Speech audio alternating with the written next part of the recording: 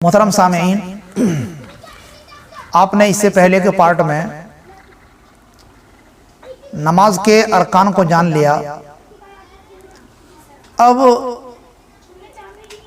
ہر شرط کی کچھ تفصیلات ہے جس کا جاننا ہمیں بہت ضروری ہے۔ پہلی شرط تھی زمین کا پاک ہونا، یعنی جس جگہ ہم نماز پڑھ رہے ہیں اس جگہ کا پاک ہونا ضروری ہے۔ اگر ہم گھر میں نماز پڑھ رہے ہیں، بسا اوقات گھر میں بچے پیشاب بھی کر دیتے ہیں، ناپاکی لگ جاتی ہے، تو اس جگہ نماز پڑھ سکتے ہیں یا نہیں؟ تو یاد رکھیں، اگر وہ جگہ ہم نے پانی سے دھو دیا یا خود بخود خشک ہو گئی کہ اب وہاں سے بو بھی نہیں آ رہی ہے، تو اس جگہ بغیر کسی چیز کے بچھائے نماز پڑھ سکتے ہیں، کیونکہ حدیث میں آپ صلی اللہ علیہ وسلم نے فرمایا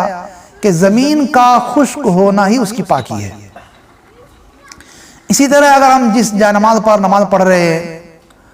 اگر جا نماز کا کچھ حصہ ناپاک ہو،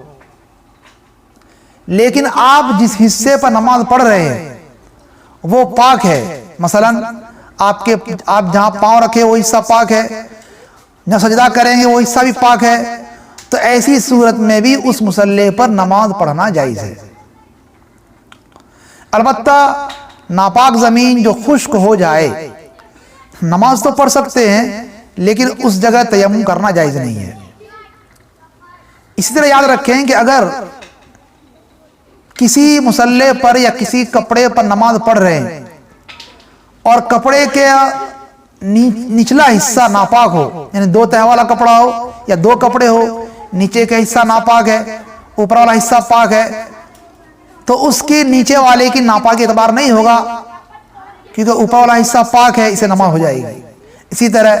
ہمارے بہت سارے گھروں کے اندر، شہروں کے اندر سیفٹی ٹینک عام طور پر گھر کے کسی حصے میں رکھا جاتا ہے، تو سیفٹی ٹینک اندر تو پوری ناپاکی ہے، لیکن اس کی وہ چھت ہے جو ہمارے گھر کے اوپر حصے کے اندر ہے، اس کمرے کے اندر ہے، تو اس سیفٹی ٹینک کے اوپر اگر وہ حصہ پاک ہے اوپر والا، تو اس سیفٹی ٹینک پر بھی نماز پڑھنا جائز ہے۔ اس طرح ہم جنازے کی نماز پڑھتے ہیں تو وہاں بھی جگہ کا پاک ہونا ضروری ہے۔ اس میں تو تفصیل یہ ہے کہ اگر ہم جنازے کی نماز چپل یا جوتا نکال کر پڑھ رہے ہیں، زمین پر پاؤں رکھا ہوا ہے، تو صرف اس جگہ کا پاک ہونا کافی ہے۔ لیکن اگر چپل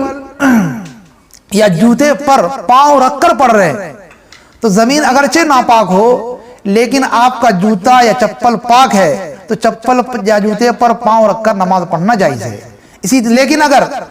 ہم جوتا یا چپل پہن کر کے نماز پڑھ رہے ہیں